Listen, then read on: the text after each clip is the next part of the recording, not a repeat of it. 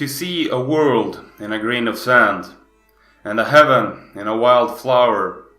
Hold infinity in the palm of your hand, and eternity in an hour. William Blake.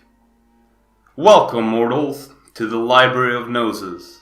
I'm your host, Simon. Today we are delving into the abyss, as deep as it goes, infinity itself. Today I will be speaking to you about fractals, the very fabric of our universe. So, what exactly is a fractal? A fractal is a never-ending pattern. Fractals are infinitely complex patterns that are self-similar across different scales.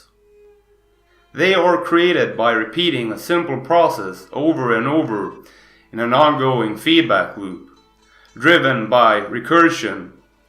Fractals are images of dynamic systems, the pictures of chaos.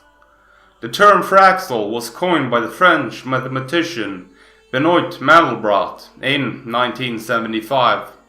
He based it on the Latin fractus, meaning broken or fractured. Fractals were first discovered in the modern day due to the amount of repetitions needed to produce them. We are talking about millions of repetitions here. This was only made possible due to modern day computing technologies.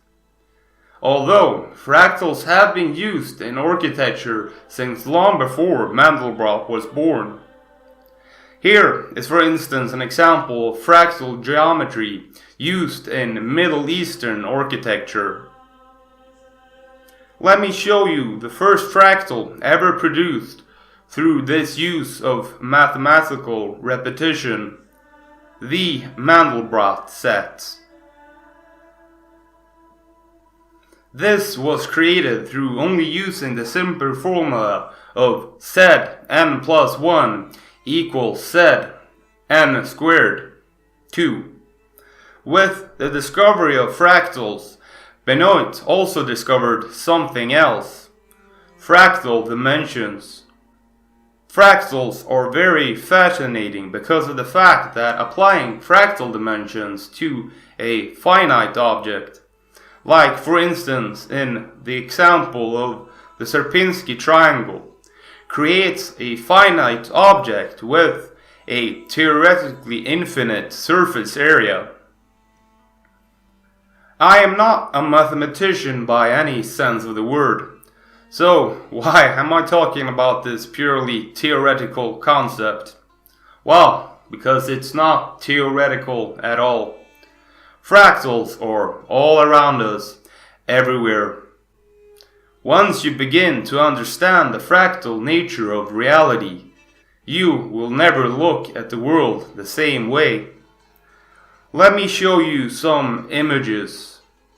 From the patterns of rivers to the growth of flower petals, Romanesco broccoli to the structures of trees, fractals are all around us and inside of us.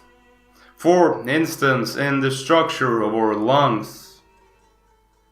I do not know what God is, but if intelligent design meets the criteria, then this is it. Some might call it the fingerprint of God. Secret societies, like for instance the Freemasons, sometimes call their God the grand architect of the universe. As a designation, it is used within Freemasonry to represent the deity neutrally. It is also a Rosicrucian conception of God, as expressed by Max Heindel. The concept of the demiurge as a grand architect or a great architect also occurs in Gnosticism, as well as Hinduism. In Freemasonry illustrations, geometry is seen as a manifestation of the divine. The compass is a symbol of God's act of creation, and the G in the Freemasonry square and compass has sometimes been equated to standing for geometry, God, or the great architect. God creates the universe seeking geometric and harmonic principles. So, to seek these principles was therefore to seek a deeper knowledge of God. Ordo ab chaos, or order out of chaos, is a saying within 33rd degree Masonry. Perhaps this is related to God's ordering of the world out of chaos. Another mathematical formula that is related to the fractal is known as the Fibonacci sequence, such that each number in the sum of the two preceding ones, starting from 0 and 1. The Fibonacci sequence is infinite, but this is the beginning of the sequence.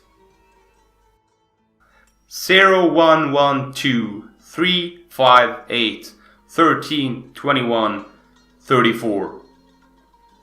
When we combine squares with those widths, we get what is known as the golden spiral. Fibonacci numbers are strongly related to the golden ratio.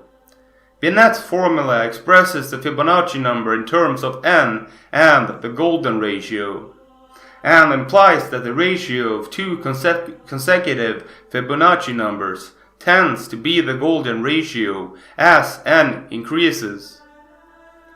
The golden ratio is a never-ending number, just like pi, but it comes out to approximately 1.618.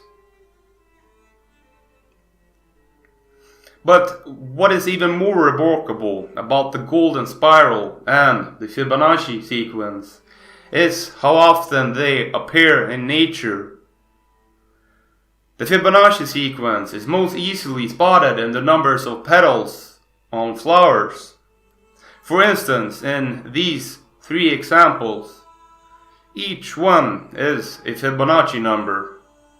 The golden spiral appears in everything from the macrocosmic structure of spiral galaxies and hurricanes, to the minute twisting structures of sunflowers and seashells.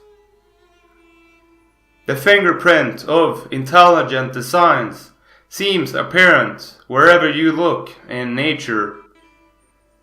The perfect abstract imprint of a creator. So, what do you think, dear listener? Are you ready to hold infinity in the palm of your hand? Thank you for listening. See you next time, mortal. Remember to hit that bell button to stay notified. Subscribe for more. Give it a like if you enjoyed it. And please feel free to share it. If you want to support my work, you can find me on Patreon at Library of Gnosis. You can find me on YouTube, Facebook, and Bitchute at Library of Gnosis. The audio versions of my broadcasts are available on Spotify, or wherever you get your podcast at Library of Gnosis. Music is produced by Coda from coded.music.